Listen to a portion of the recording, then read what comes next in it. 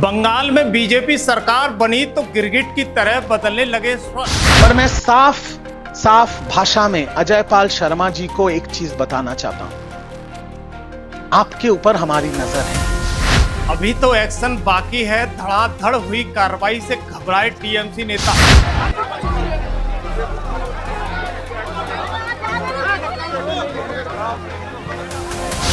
योगी के आईपीएस को घसीट कर ले जाने वाले अब माफी मांगते हुए नजर आ रहे हैं। दर्शकों, मेरे साथ आपका कोई व्यक्तिगत विवाद है और मैं उस शब्दों के लिए, जो शब्द मेरे मुंह से निकला था, भले ही मैं पार्टी का प्रवक्ता हूं, उस शब्दों का व्यवहार करने के लिए और वो शब्द आपके खिलाफ यूज करने के लिए मैं इस वीडियो के माध्यम से मैं आपसे बिना शर्त की माफी मांगता हूं। दर्शकों नमस्कार, मैं योगेश कांत हूं और आप खबर एक्सपर्ट देख रहे हैं। दरअसल वेस्ट बंगाल में आजकल सारे राज्यों से ज्यादा चर्चा तेज है। शुभेंदु अधिकारी के शपथ लेने के सिर्फ 24 घंटे के बाद ही बंगाल राजनीति में ऐसा भूचाल आया कि टीएमसी के कई बड़े नेताओं की नींद उड़ गई।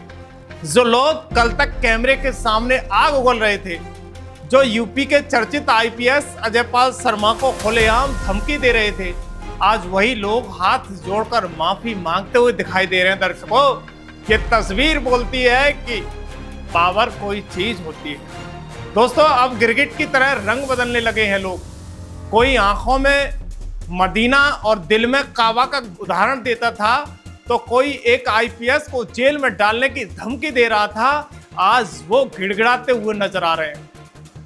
देखिए दर्शकों, समय का खेल बड़ा निराला है। हम इतिहास को उठाकर देखें तो तमाम सारे आक्रांताओं ने भारत की भूमि को हिंदू विहीन करने की कोशिश की, लेकिन उनके अरमानों पर पानी फिर गया। कोई ना कोई सूरवीर इस धरती पर पैदा हुआ, उसने देश के लिए काम किया और देश की अस्मिता को बचाया। इस मातृभूमि को अपने शीश तक न्योछावर किए, लेकिन अपने पैर पीछे नहीं खींचे। आज भी कुछ लोग भारत की इस पवित्र भूमि को सुलगाना चाहते हैं, यानी झुलसाना चाहते हैं। यहाँ की शांति उन्हें पसंद नहीं है। वो बेचैन है, कैसे भी दंगे भड़कें, अशांति हो और हमें राजनीति करने का मौका मिले, लेकिन वो कामयाब नहीं हो पा रहे हैं। दर्शकों, इस बीच पूरा बंगाल इस समय सिर्फ एक सवाल पूछ रहा है, क्या बंगाल अब सिर्फ सच में योगी मॉडल की एंट्री हो चुकी है? सख्त शासन, बुलडोजर कार्रवाई, गुंडों का सीधा भगवान से मेल। सबसे ज्यादा चर्चा हो रही है टीएमसी के पूर्व राष्ट्रीय प्रवक्ता रिजू दत्ता की। वही रिजू दत्ता जिन्होंने चुनाव के दौरान खुलेआम कहा था कि हमारी नजर आप पर है, बीजेपी भी आपको नहीं बचा पाएगी, हम आपको यूपी से बंगाल घसीट कर लेकर आएंगे। पहले आप उनके इस पुराने बयान को सुनिए, जब वोटिंग हो रही थी, लेकिन रिजू दत्ता बाबा के आईपीएस अधिकारी को सीधी मंच से चुनौती, मीडिया के माध्यम से चुनौती दे रहे थे। वो सोच रहे थे कि हमसे बड़ा कोई नहीं है। दोस्तों, ये विधि का विधान है, समय का खेल निराला है। पहले उस बयान को सुनिएगा। पर मैं साफ भाषा में अजय पाल शर्मा जी को एक चीज बताना चाहता हूं, आपके ऊपर हमारी नजर है। आप जो ये गैर कानूनी काम कर रहे हैं, ये जो रात के अंधेरे में रेड्स कर रहे हैं, ये जो महिलाओं के साथ अश्लील व्यवहार कर रहे हैं, ये जो डायमंड हार्बर के लोगों को धमका रहे हैं, चमका रहे हैं, ये जो असंवैधानिक काम आप कर रहे हैं अपने बीजेपी के मालिकों के निर्देश पे, मैं आपको इतना बता देना चाहता हूं, 4 तारीख रिजल्ट निकलने के बाद आप जहां भी भाग जाएं, आप छुप नहीं पाएंगे। लेकिन वक्त बदलते देर नहीं लगती है। दर्शकों, अब वही रिजू दत्ता कैमरे के सामने आकर कह रहे हैं कि मैं आईपीएस अजय पाल शर्मा जी से बिना शर्त मांगी माफी मांगता हूं। अब सोचिएगा कि सवाल यह है कि आखिर 24 घंटे के अंदर ऐसा क्या हुआ कि पूरी भाषा बदल गई? क्या सत्ता का डर है? क्या कानून का डर है? क्या बंगाल की राजनीति में बड़ा बदलाव शुरू हो चुका है? और फिर टीएमसी के अंदर ही अंदर कुछ बहुत बड़ा चल रहा है। दरअसल पूरा मामला शुरू होता था दक्षिण के 24 परगना फलता विधानसभा सीट से। चुनाव के दौरान वहां भारी हंगामा हुआ था। ईवीएम में गड़बड़ी, बूथ कब्जाने, मतदाताओं को डराने और हिंसा जैसे अपराधों का आरोप लगा था। मामला इतना बढ़ गया कि चुनाव आयोग को द्वारा मतदान करवाना पड़ा। इसके बाद यूपी के चर्चित आईपीएस अधिकारी अजय पाल शर्मा को वहां पुलिस ऑब्जर्वर बनाकर भेजा गया। याद रखिए कि अजय पाल शर्मा वही अधिकारी हैं जिन्होंने यूपी में लोगों का यानी योगी का सिंघम उन्हें कहा जाता है। अपराधियों पर सख्त कार्रवाई और दबंग अंदाज की वजह से उनकी अलग पहचान है। जब शिकायतें लगातार बढ़ रही थीं तो अजय पाल शर्मा खुद मौके पर पहुंचे। बताया जाता है कि उन्होंने टीएमसी नेता जहांगीर खान के इलाके में जाकर साफ संदेश दे दिया था। कहा था कि अगर चुनाव में हिंसा हुई, अगर कानून तोड़ने की कोशिश हुई तो कार्रवाई ऐसी होगी जिसे लोग सालों तक भूल नहीं पाएंगे। दर्शकों, बस यहीं से बंगाल की राजनीति में तूफान शुरू हो गया। पहले उस क्लिप को सुनिएगा कि किस तरीके से अजय पाल शर्मा ने जहांगीर के घर के सामने एक जो शब्द थे उनको कहा। आसपास के जितने भी लोग हैं अच्छी तरह से समझ लें कि अगर किसी ने बदमाशी करी तो उनका कायदे से इलाज किया जाएगा। दरअसल सोशल मीडिया पर योगी मॉडल इन बंगाल में ट्रेंड करने लगा है। इसके बाद टीएमसी के तत्कालीन प्रवक्ता रिजू दत्ता ने वीडियो जारी कर आईपीएस अधिकारी पर तीखा हमला बोला था। उन्होंने धमकी भरे अंदाज में कहा था कि हम आपको यूपी से बंगाल खींच कर लाएंगे। उस समय टीएमसी समर्थकों ने इस बयान का जमकर समर्थन भी किया था।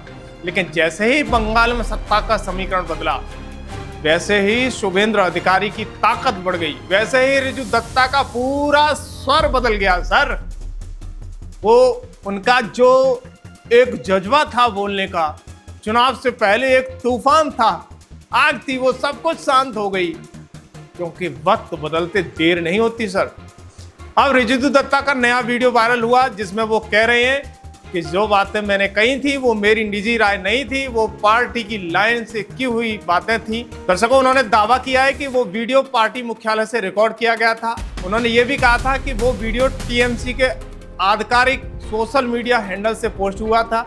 यानी पहले बयान पार्टी के लिए दिया गया, अब माफी खुद को बचाने के लिए मांगी जा रही है। सबसे चौंकाने वाली बात तब हुई जब रिजू दत्ता ने खुलकर शुभेंद्र अधिकारी की तारीफ कर दी। उन्होंने कहा कि अगर शुभेंद्र अधिकारी चाहते तो बंगाल में बड़े स्तर पर हिंसा हो सकती थी, लेकिन उन्होंने शांति बनाए रखने की अपील कर दी। रिजू दत्ता, मैं तृणमूल कांग्रेस का राष्ट्रीय प्रवक्ता था और पिछले दिन मेरे को मेरी पार्टी ने 6 साल के लिए सस्पेंड कर दिया। एक मुद्दा खत्म होने का नाम ही नहीं ले रहा और वो मुद्दा ये है कि मैंने आईपीएस अजय पाल शर्मा जी को कुछ बातें कही थी, पर मैं सीधी एक चीज कहना चाहता हूं इस वीडियो में कि जो बातें मैंने कही थी वो तृणमूल कांग्रेस की पार्टी लाइन थी, जो मेरे पहले सांसद श्री अभिषेक बैनर्जी और सांसद श्री राजीव कुमार जी ने भी कहा था। मैं तृणमूल कांग्रेस के हेडक्वार्टर तृणमूल भवन में बैठ के तृणमूल कांग्रेस के प्रवक्ता के तौर पे तृणमूल कांग्रेस की जो पार्टी लाइन थी वो मैंने कही थी। और वो जो वीडियो है जो अभी काट के पूरा देश में वायरल हो चुका है, वो वीडियो भी तृणमूल कांग्रेस के ऑफिशियल ट्विटर और फेसबुक हैंडल से छोड़ा गया। सोचिए, जिस शुभेंद्र अधिकारी को कल टीएमसी गद्दार कहती थी, आज उसी की तारीफ टीएमसी का पूर्व प्रवक्ता कर रहा है। यही नहीं, रिजू दत्ता ने आईपैक, टीएमसी नेतृत्व और अभिषेक बनर्जी तक पर सवाल खड़े कर दिए हैं आज, जिसके बाद बंगाल की राजनीति में अंदरूनी कलह की चर्चा तेज हो गई है। उधर सोशल मीडिया पर लगातार ये दावा किया जा रहा है कि बंगाल अब हिंदुत्व की सबसे बड़ी राजनीतिक ताकत बनकर उभर रहा है। यानी रामनवमी यात्रा से लेकर हिंदू वोट बैंक तक हर मुद्दे पर बहस तेज हो चुकी है। लोग कह रहे हैं कि अगर बंगाल का हिंदू वोट पूरी तरह एकजुट हो गया तो 2026 का चुनाव बंगाल की राजनीति की दिशा में बहुत बड़ा बदलाव लेकर आ रहा है। यानी अब जो राजनीतिक पार्टी टीएमसी जैसी थी वो पूरी तरह से कहीं न कहीं खो सकती है। इसी बीच महुआ मोइत्रा को लेकर भी विवाद हुआ। श्रेयानी घोष को लेकर की बढ़ती हुई जो विवादित टिप्पणियां थी वो भी नाराजगी दिखाई दी और अभिषेक बनर्जी पर भी सवाल खड़े हुए। इन सबने टीएमसी की मुश्किलें और बढ़ा दी। अब सबसे बड़ा सवाल यही है कि क्या रिजू दत्ता की माफी सिर्फ शुरुआत है? क्या आने वाले दिनों में और भी बड़े चेहरे अपना रुख बदल सकते हैं? क्या बंगाल में अब सच में सख्त कानून व्यवस्था वाला मॉडल लागू होने वाला है? और सबसे बड़ा सवाल, क्या शुभेंद्र अधिकारी बंगाल की राजनीति को पूरी तरह बदल पाएंगे? आप क्या सोचते हो? कमेंट में जरूर बताइएगा। अगर आपको लगता है कि बंगाल की राजनीति में बड़ा बदलाव शुरू हो चुका है तो वीडियो को लाइक करें, शेयर करें और चैनल को सब्सक्राइब करें। जय हिंद।